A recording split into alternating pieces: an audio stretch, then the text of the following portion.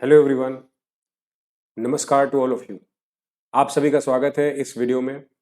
Class को शुरू करने से पहले इस वीडियो को आपको पूरा देखना है ये, क्योंकि एक स्पेसिफिकली ये वीडियो मैंने बनाया है उन बच्चों के लिए जो सीएपीएफ का पेपर देने जा रहे हैं, सीएपीएफ पार्ट 2। अब देखो, इस पूरे वीडियो में आपको मैं कोशिश करूंगा, वैसे तो शॉर्ट वीडियो रखूं, मतलब ज़्यादा आपको बस एक्यूरेट जो इन्फॉर्मेशन है वो मिले, और साथ साथ एक सबसे जो इम्पोर्टेंट चीज़ है वो मैंने एग्जैक्ट जैसा कि आपके पेपर में आता है, मतलब सीएपीएफ के पेपर में जैसा प्रेसी राइटिंग चूंकि जैसी आती है, तो एग्जैक्टली वैसे ही मैंने एक क्वेश्चन लिख करके तैयार किया है बच्चों आपके लिए। स्पेशली वो क्वेश्चन लिख कर तैयार किया है, तो आपको पूरा वीडियो देखना है, जिसमें मैं आपको लास्ट में ये बता रहा हूं लिख करके उसी फॉर्मेट में, एग्जैक्ट फॉर्मेट में, कि कैसे आपको प्रेसी राइटिंग लिखनी है। मतलब कि आपको ये वीडियो देखने के बाद रियलाइज होगा, I am like making you sure, कि आपको एज इट इज, या आप कह सकते हैं कि इसी फॉर्मेट को आप रट सकते हैं या याद रख सकते हैं कि आपको अपना प्रेसी अगर एग्जाम में क्वेश्चन आएगा तो आप उसको कैसे अटेम्प्ट करेंगे। मैं पूरी डिटेल एक्यूरेटली आपको बताने वाला हूँ। तो आपको खाली ये नहीं कि मैं इंस्ट्रक्शन दूंगा कि प्रेसी राइटिंग लिखी कैसे जाती है, या काफी वीडियोस में आपको ऐसे सुनने को मिलता है कि बस ऐसे कर लो ऐसे कर लो। मैं आपको पूरा लिख कर दिखाऊंगा। तो शुरू करते हैं। सबसे पहले मैं आपको यहाँ बताता हूँ बच्चों कि पेपर 2 के जो पेपर में, जिसमें एसे और कॉम्प्रिहेंशन दोनों का पार्ट आता है, तो उसमें आप देख सकते हैं कि एसे आपका 80 मार्क्स का। और एक और अच्छी चीज मैं आपको बताना चाहता हूँ कि हर पार्ट, पेपर 2 का हर पार्ट मैं आपको शॉर्ट वीडियोस के फॉर्म में प्रोवाइड करूंगा, with questions, with solutions, with explanation. तो मेरा मानना है कि आपको जरूर सफलता मिलेगी, साथ साथ आपको जरूर हेल्प मिलेगी बच्चों। तो काउंटर आर्ग्यूमेंट्स का वीडियो मैं आपको प्रोवाइड करूंगा। आप लिंक्स में जो ऑलरेडी प्रेजेंट है वो आप चेक कर सकते हो। रिपोर्ट राइटिंग ऑलरेडी मैंने आपको प्रोवाइड कर रखा है, वो आप चेक कर सकते हो। 20 नंबर का 2 क्वेश्चन आते हैं। उसके बाद प्रेसी राइटिंग जो कि 15 नंबर की आएगी। कॉम्प्रिहेंशन पैसेज जो कि 20 नंबर का टोटल बनेगा, 5x4 लिखा हुआ है। और इंग्लिश ग्रामर जो कि 25 नंबर की। तो पूरी प्रिपरेशन आपको किस तरह से करनी है, इसके प्रेसी राइटिंग का पार्ट मैं आपको यहाँ पे कंप्लीट करता हूँ। सबसे पहले देखो, प्रेसी राइटिंग में आपको 15 मार्क्स का प्रेसी राइटिंग जब है, आपको पता है, तो आपको क्या चीज सबसे ज्यादा ध्यान देने वाली है। सबसे ज्यादा जो ध्यान देने वाली चीज है बच्चों, वो है कि ये एडमिनिस्ट्रेटिव पर्पस के लिए है। तो प्लीज इसमें कुछ चीजें ऐसी हैं जो आपको नहीं करनी है, जैसे ईडियम फ्रेजेस का यूज, कोटेशन का यूज, एग्जाम्पल्स एंड इलस्ट्रेशन जो लिखते हैं बच्चे, एग्जाम्पल दे देते हैं, फॉर एग्जाम्पल ये, फॉर बिल्कुल नहीं करना। कोटेशंस कोई कोट नहीं करना, आपको कुछ भी कोट नहीं करना, ठीक है। उसके बाद आपको यहाँ पर डायरेक्ट स्पीच यूज नहीं करनी। डायरेक्ट स्पीच जो कोलन्स पे लिखी जाती है वो बिल्कुल भी यूज नहीं करनी। तो ये सारे पॉइंट्स आपको रटने हैं, समझने हैं, उसके बाद इसको इंप्लीमेंट करना है। फर्स्ट पर्सन का यूज नहीं करना। इनडायरेक्ट स्पीच का यूज करते समय आपको टेंस का ध्यान रखना है, साथ साथ प्रेजेंट, पास्ट और फ्यूचर टेंस का इस्तेमाल करके सेंटेंस लिखना। ये सारे पॉइंट्स जो मैं आपको बता रहा हूं यहाँ पर, इसका ध्यान रखना है। फिर आता है कि सर और कौन सा पॉइंट है जो प्रेसी में यूज करना है। आपको पहले रीड करना है प्रेसी को, मतलब जो पैसेज है पूरा रीड करना है। टाइटल आपको अपने लिए लिखना है, याद रखना, टाइटल आपको अपने लिए लिखना है। टाइटल वहां मेंशन नहीं करना होता। टाइटल आप अपने लिए जब लिखते हो तो उससे आपको you get the help, actually the benefit how to write precis. तब आपको पता चलता है कि आप किस चीज पर प्रेसी, क्योंकि अपनी लैंग्वेज में लिखना है। क्योंकि precis must be based on the central idea. Do not suggest heading title, never never. आपको लिखना है टाइटल, वो अपने लिए बाद में उसको हटा देना है, इरेज कर देना। 1/3 है, ये सबको पता है। Use maximum your language to express the theme and sense of the passage. This is most important. Your language must be grammatically correct and easy to understand. It should be cohesive. कभी भी conclusion draw नहीं करना है आपको, क्योंकि प्रेसी में आप अपनी तरफ से कुछ भी नहीं ऐड कर रहे हो। याद रखना, आप अपनी लैंग्वेज ऐड कर रहे हो, अपने शब्द ऐड कर रहे हो। थीम, सेंस जो क्वेश्चन का है, जो पैसेज का है, वही लिख रहे हो। Never write out the fact given in the passage. जो आपको वहां पर जो फैक्ट है उसको आपको हटाना नहीं है, और कोशिश करनी है कि आपका फैक्ट हट ना जाए, ठीक है। दूसरी चीज है, mention the number of words used in the bracket at the end. Last में आपको एक ब्रैकेट, जो अभी फॉर्मेट दिखाऊंगा, वो आपको मेंशन करना है कि आपने टोटल कितने वर्ड्स किए। तो ये आप वीडियो जब देख रहे हो तो प्लीज एक क्वेश्चन खुद से भी ट्राई करना, और अब जो मैं आपको यहाँ पूरा बताने जा रहा हूँ उसको आपको ध्यान से सुनना है, ठीक है। तो चलो मैं आपको लेके चलता हूँ क्वेश्चन पर। मैं खुद को हाइड करके आपको क्वेश्चन दिखा देता हूँ। सबसे पहले मैं आपके लिए पढ़ के दिखाता हूँ ये पूरा पैसेज जो कि मैंने यहाँ लिखने की कोशिश करी है, वो पैसेज क्या है। देखो, यही एग्जैक्टली ऐसे ही लिख कर आएगा एग्जाम में क्वेश्चन, कि write a precis of following passage reducing it 1 to 1/3, ठीक है। Failure to adhere to word limit में result in deduction of mark. आपको पता है अगर वर्ड लिमिट का ध्यान नहीं रखा तो आपके मार्क्स कटने तय है, ये बात ऊपर मेंशन है। Do not suggest any title, ये भी बात मेंशन है।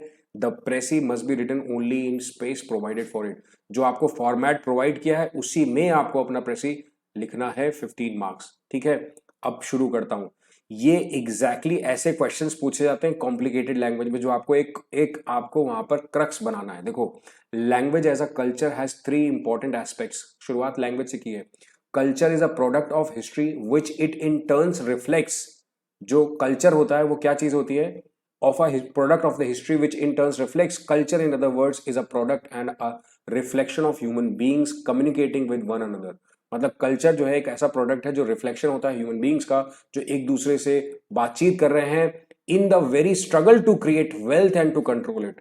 ओवरऑल इन्होंने सर्कल कर दिया, वेल्थ को भी और उसको रोकने के लिए भी। But culture does not merely reflect that history. But culture सिर्फ हिस्ट्री को नहीं शो करता, rather it does so by actually forming images और pictures of the world of nature and nurture. Nature और नर्चर जो आगे बढ़ते हैं, जो चीजें नरिश होती हैं, उनको भी कल्चर शो करता है। Thus, the second aspect of language as culture is an image forming agent। मतलब लैंग्वेज का जो दूसरा एस्पेक्ट है वो कल्चर का क्या है कि वो इमेज फॉर्मिंग होता है दुनिया में, लोगों के मन में, बच्चों के मन में, बच्चों को भी इंक्लूड किया। और our whole conception of ourselves as people individually and collectively is based on those pictures and images which may or may not correctly correspond to actual reality। जो कि पिक्चर्स होती हैं वो कई बार सच होंगी, कई बार सच नहीं होंगी, रियलिटी से रिलेटेड होंगी या नहीं होंगी। of the struggles with nature and nurture with which produced them in the first place, जो कि स्टार्टिंग में मिलता है। But our capacity to confront, उनको सामना करने का world creatively is dependent on how those images correspond, कैसे वो अपने आप को सामने लाती हैं, not to that reality, how they distort और clarify the reality of struggles. आप लैंग्वेज को समझ रहे हो, कॉम्प्लेक्स करने की कोशिश की जाती है जब तक आप यहां पर पैसेज से पूरा एक क्रक्स निकालकर टाइटल अपने दिमाग में या कहीं रफ में टाइटल नहीं सोच लेते। देखो, टाइटल मेंशन नहीं करना वो इंपॉर्टेंट बात है, पर टाइटल सोचना इंपॉर्टेंट बात है, ठीक है। मेंशन नहीं करना इंपॉर्टेंट बात है, पर सोच के अलग से अपने दिमाग में रखना, क्योंकि उसी के ऊपर आप लिखोगे, ये इंपॉर्टेंट बात है। फिर लिखा है between me and nature language is meditating in my very being. यहां पर लिखा है me my own self, between my own self and other self, between me and nature. ये बता रहा है किनके किसके बीच में, ये जो नेचर का जो कल्चर है वो किसके किसके बीच में चल रहा है। लैंग्वेज इज मीडिएटिंग, ये बीच का काम करता है इन माई वेरी बीइंग। उसके बाद कह रहा है and this brings us to third aspect of language as culture. Third aspect आता है वो है कल्चर ट्रांसमिट और imparts those images of the world and reality through the spoken and written language, जो कि सच में है और रिटन लैंग्वेज में। एक तो बोले जाते हैं और लिखे जाते हैं, that is through a specific language, वो भी एक स्पेसिफिक लैंग्वेज के द्वारा। अदर वर्ड्स में अगर कहा जाए तो capacity to speak, capacity to order sounds in a manner that makes for mutual comprehension between human beings is universal. वो क्या होता है? सबके जैसे, सबके लिए कॉमन है। This is the universality of language. ये एक मतता है कि a quality specific to human beings, it corresponds to universality of struggle against nature and that between human beings. But particularity मतलब जो स्पेसिफिक चीज है वो क्या है? Of the sounds, the words, the word order into phrases, sentences जैसे बनाए जाते हैं, कैसे बोले जाते हैं, उनकी शैली क्या है, वो कैसे प्रेजेंट किए गए हैं। और laws of ordering is what distinguishes, जहां से उसका अंतर शुरू होता है from one language from another. एक लैंग्वेज से दूसरी लैंग्वेज कैसे अंतर होती है? बोलने के तरीके पे, शब्दों पर, उसके फॉर्मेशन पर। दस a specific culture is not transmitted through language. Specific culture जो है वो ट्रांसमिट नहीं होता लैंग्वेज इन इट्स यूनिवर्सैलिटी पूरी तरीके से, बट इन इट्स पर्टिकुलैरिटी, जैसे स्पेसिफिक होती है as the language of specific community with a specific history. Written literature and orature are main means by which a particular language transmits images of the world contained in the culture it carries, जो कि culture उसको carry करता है अपने साथ। Language carries culture, culture को carry करता है। Culture carries particular through orature and literature. The entire body of values by which we come to perceive ourselves are placed in the world। ये total 395 words है passage में बच्चों। 395 को 3 से divide करेंगे तो अराउंड 131 वर्ड्स बनेंगे। ध्यान से सुनना मेरी बात। अब यहां पर मैं शुरू करने जा रहा हूं कि आपको क्या एग्जैक्टली मिलने वाला है। मैं आपको ये जो दिखाने जा रहा हूं बच्चों, आप पहले पूरी बात ध्यान से सुनना मेरी। यहां पर मैं आपको बता दूं कि वहां पर 5 ब्लॉक का एक फॉर्मेट का पेज दिया जाएगा, आपको एक पेज मिलेगा। मैंने इसमें ये स्लाइड है आपको पढ़ाने के लिए, बताने के लिए यूज की है, इसलिए थोड़ा बड़ा किया है। आपको जैसे जैसे कोई वर्ड है वो देखो नीचे भी जा रहा है, बट आपको उसी ब्लॉक में ही लिखना होगा। मेरी बात ध्यान से सुनना, उसी ब्लॉक में ही लिखना होगा। मैं आपको यहाँ पर स्पेशली लिख कर दिखा रहा हूं, इसलिए मुझे ऐसा करना पड़ा है। और वो आप देखो मैंने क्या लिखा है, वो सबसे ज्यादा इंपॉर्टेंट है। Language is an inextricable part, जो कि हटाया नहीं जा सकता है, of our culture which carries the letter. मतलब मैंने इसको transmission of language in the form of culture एक टाइटल सोच करके लिखा है ना। लैंग्वेज ट्रांसमिट्स द कल्चर, ये एक टाइटल है जो कि मैंने सोचकर इसको प्रिसाइज किया है। Language is an inextricable part of our culture which carries the latter, culture को कैरी करता है to the next generation and the whole world, पूरी दुनिया के लिए। Undoubtedly every human being uses some language to convey his message and emotions to others. Obviously कोई ना कोई लैंग्वेज यूज होती है, जैसा कि पैसेज से ही सब कुछ लिया है, बट अपनी लैंग्वेज में।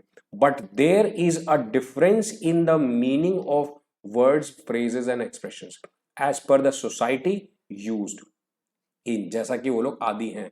दस, इसलिए a tongue distinguishes culture to culture, इसलिए टंग जो होती है मतलब भाषा जो है वो डिफर करती है। इवेंचुअली, अंततः, अ particular language transmits the values of a specific community.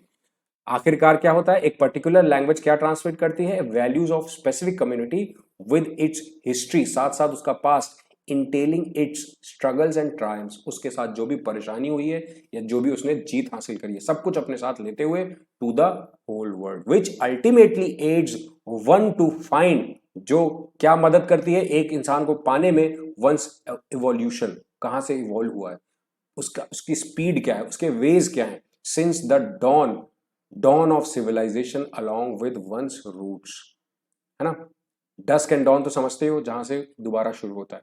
आगे लिखता है बैरियर्स में थॉट वंस रूट्स, बैरियर्स तो आपके रूट्स को रोक सकते हैं, टू परवेड, फैलने से, वाइड स्प्रेड होने से, मगर invincible is the expression of words, कभी नहीं जो हारते हैं वो है एक्सप्रेशन ऑफ वर्ड्स, चाहे वो पेपर पे कहे गए हो या बोले गए हो। आपको याद होगा पैसेज में ये लाइन थी, उसको दूसरे शब्दों में पूरा करते हुए, साथ साथ कंप्लीट करते हुए, इनहेरिटेंस फ्रॉम फोरबियर्स मतलब एंसेस्टर्स गेट्स आर्टिकुलेटेड मतलब एक्सप्रेस्ड वेल टू अ मास, जो कि बहुत लोगों तक पहुंचाए जाते हैं।